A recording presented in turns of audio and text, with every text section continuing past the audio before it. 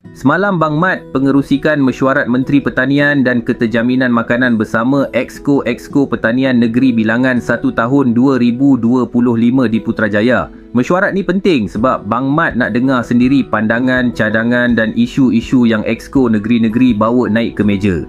Bang Mat memang hargai semangat terbuka semua pihak yang sanggup duduk semeja, bincang elok-elok demi masa depan pertanian negara.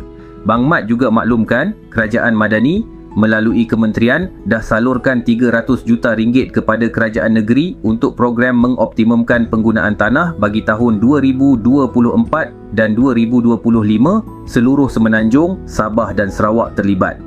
Untuk banding, tahun lepas peruntukan cuma RM150 juta je. Jadi peningkatan ni jelas tunjuk komitmen kita untuk guna sepenuhnya potensi tanah yang ada bagi kuatkan lagi pengeluaran makanan dalam negara.